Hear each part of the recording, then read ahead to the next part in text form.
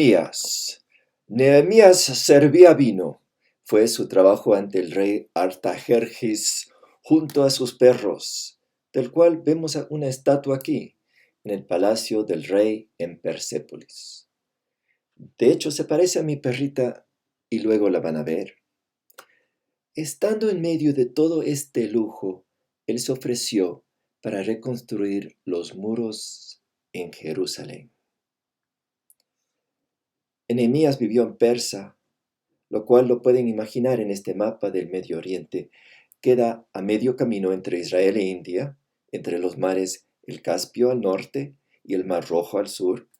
En el año 445 a.C., Nehemías levantó los ojos al cielo, por Jerusalén, que Dios le diera la oportunidad de regresar a esa ciudad en un desierto desolado y sin muros.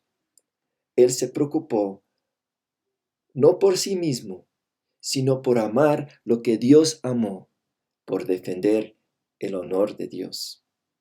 Hoy en día, hagamos lo mismo. Estudiantes del Antiguo Testamento, aprendamos más acerca de este magnífico hombre llamado Nehemías, que decidió servir al Dios fuerte, grande y terrible. Intercedió por Israel en forma única, siendo Jerusalén su foco. Cuando hablo de Israel me refiero a todo el país como existe hoy en día, porque ya no había la división entre el norte y sur, ni lo hay hoy día. Los reinos habían terminado. También digo Israel y no Palestina, un nombre que no existe en la Biblia y que no debe existir en nuestros labios, ya que fue el apodo otorgado por los romanos en forma peyorativa, ya que se refiere al pueblo filisteo, enemigo de Israel. Además, Israel es el nombre del gran patriarca Jacob, amado de Dios, y que significa Dios lucha, mostrando el destino de la descendencia de Israel, ligados a Dios en un pacto especial que Dios no iba a romper. Entremos en más detalle. Estamos hablando del año 445, 444, cuando iba a suceder la tercera instalación o el tercer grupo de personas, de exiliados que estaban viviendo en el extranjero, en este caso en Persa, iban a regresar a su querido y amado Israel para conservar su devoción a Dios. ¿Dónde queda Persa? Que hoy día se conoce como Irán, lo pueden ver en este mapa, y con más detalle pueden ver la ciudad de Susa. Desde ahí es donde, desde donde Nehemías servía como copero del rey, y interesantemente en Susa también está la tumba de Daniel hasta el día de hoy. La pueden ir a visitar durante sus vacaciones. No estas vacaciones, pero obviamente otras vacaciones. Aquí podemos ver unos relieves del palacio del rey. Pueden ver este león, pueden ver este esfinx. Obviamente son figuras míticas, al menos que creen que los animales tienen alas, ¿ya?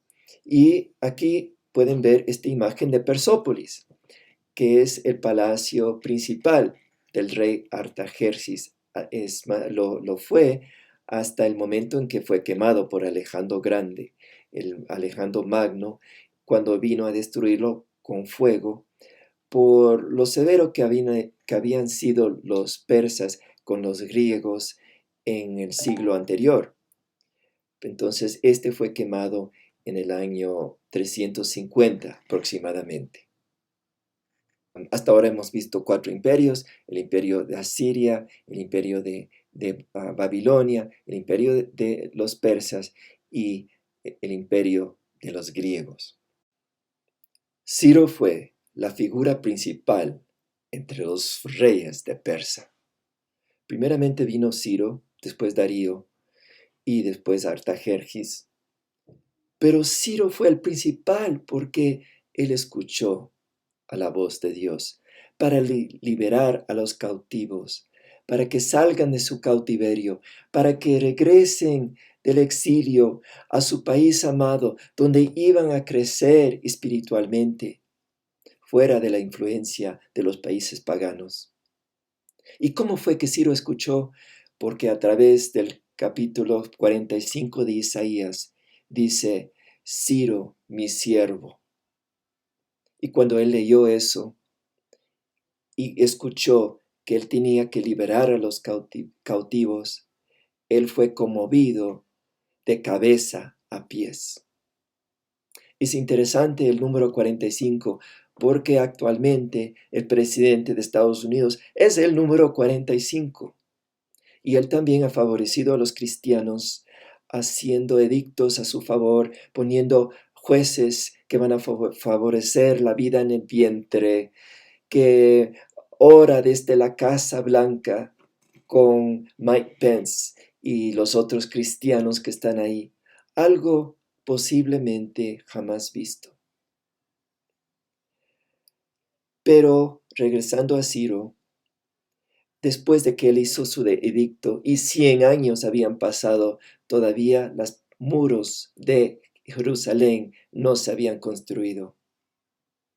Y una ciudad en ese entonces sin muros era como una casa sin puertas, sin ventanas, sin vidrios.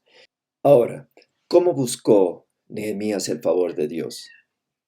Él lloró, ayunó y oró. 3 cosas que nosotros debiéramos hacer, y si lo hacemos, encontramos el favor de Dios. ¿Y cómo oró él? Dijo, Dios fuerte, grande y terrible. Una forma de oración que nosotros jamás hemos hecho. Dijo, Dios fuerte, grande y terrible. Debemos temerle a Dios porque Él castiga el mal y galardona el bien. Si hacemos el mal, vamos a ser castigados. Si hacemos el bien, vamos a recibir un premio. Por lo tanto, tememos a Dios. ¿Cuál es el mal que Dios castiga? Es la arrogancia, es pensar que yo puedo formar mi propio destino aparte de Dios, sin consultar a Él. Sencillamente, después de eso, formo mi propia ley moral. Yo decido qué es bueno, qué es malo, aparte de Dios, sin consultar a Dios. De ahí es un pequeño paso a formar mis propios ídolos. El dinero, la familia, el trabajo, el descanso, el recreo. Y por fin, el ídolo más grande de todos, el uno mismo. Todo esto es el mal que Dios castiga. Por eso, prefiero temer a Dios. Ahora, ¿cuál fue el segundo punto en la negociación que hizo Nehemías con Dios? Él dijo, o más bien, ahora, ¿cuál es el segundo punto en la oración de Nehemías? Él dijo, tu pueblo ha pecado, lo mismo que mis antepasados. Mis antepasados, yo mismo. Nehemías se identificó en el capítulo 1, verso 6, para que me sigan en la Biblia, con el pecado del pueblo. Esto es una clave importante para poder interceder. Lo había hecho Jeremías, lo había hecho Oseas, lo habían hecho otros profetas y Nehemías sabía eso. Punto número 3 en la oración de Nehemías fue que él reconoció la importancia del arrepentimiento. Capítulo 1, verso 9. Y él dijo a Dios, yo sé que esto va a traer perdón. El arrepentimiento va a traer perdón. Entonces Nehemías entra en una negociación con Dios. Dice, él empieza a invocar ciertos puntos para que su oración sea más fuerte, más efectiva, más convincente ante Dios. Él sabe que él tiene un papel en convencerle a Dios. Y le dice, en 9 puntos, él le dice, Dios mío, tu honor está en juego. Tú nos harás volver y nos llevarás a la tierra que elegiste como residencia de tu nombre. Capítulo 1, verso 9. Tu nombre reside ahí, y si tu nombre reside ahí, tú lo vas a querer cuidar. Veamos, Dios mío, cómo lo vas a desechar, cómo vas a dejar que los pandilleros entren y lo destruyan más. Tú lo vas a reconstruir porque tu nombre reside así, ahí. Y si uno ora con el honor de Dios en mente, Dios va a escuchar. El próximo punto en la negociación de Nehemías, él invocó una historia de liberación. Dijo, nos libraste de la esclavitud, hablando de Egipto. Y eso en el verso 10 del capítulo 1. Si tú nos libraste de la esclavitud, ¿cómo no nos vas a librar ahora de la situación actual, donde estamos de refugiados en un país extranjero? Fuimos secuestrados. Por favor, permítenos regresar. Hablando de la tercera instalación, porque ya regresaron 2 instalaciones, ahora él quisiera regresar y terminar las murallas. Después, en el punto 3, él invoca su carácter personal. Fíjate en mí, Dios mío, tu humilde siervo. Verso 11. En el punto 4, él invoca la oración corporal. Escucha las súplicas de todos tus siervos. Verso 11. Todos están cooperando, el pequeño remanente que queda todavía en Persa. Están cooperando en esta oración. Y cuando hay muchos, tú escuchas.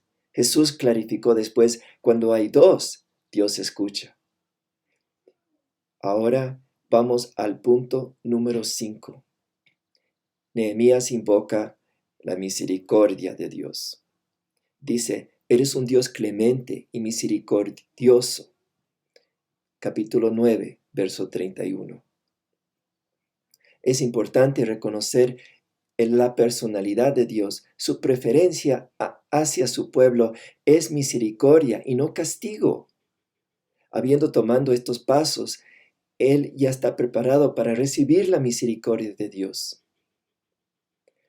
Punto 6. El pacto de Dios. Tú cumples fielmente tu pacto. Capítulo 9, verso 32.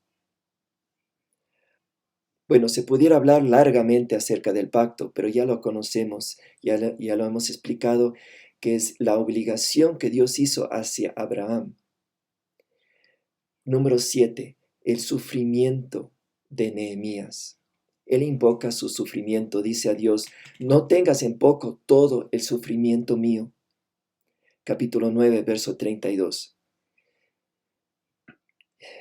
Nehemías hizo un gran sacrificio, salió del lujo, del palacio, del rey Artajerjes, nunca le faltaba nada, tenía como mascota al perrito personal del rey.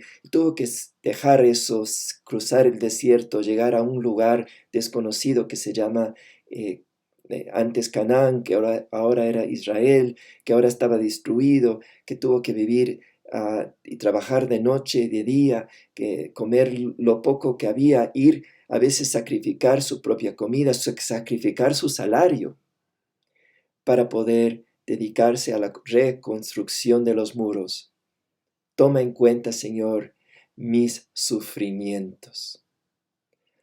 Punto 8.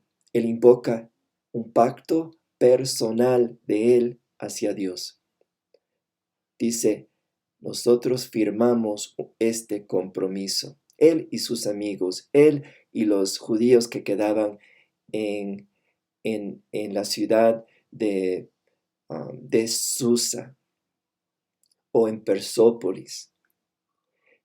En otras traducciones dice, firmamos este pacto. Dios había hecho un pacto y ahora Él responde igualmente.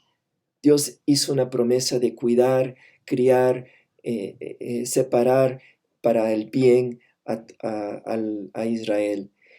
Y Él dijo, si Dios es así de bueno, yo voy a responder con mi pacto de obedecer, honrar, exaltar, adorar a este Dios de Israel. Número 9. Y el último, en el capítulo 13, verso 4. Él invoca sus buenas obras. Dice, yo actué en favor de tu templo y estuve al servicio de este templo. Él quiere que Dios no descuente, que no ignore todo el trabajo que Él ha hecho por el templo. Todo esto es como un crédito que Él tiene, que lo quiere cobrar y quiere que Dios le escuche.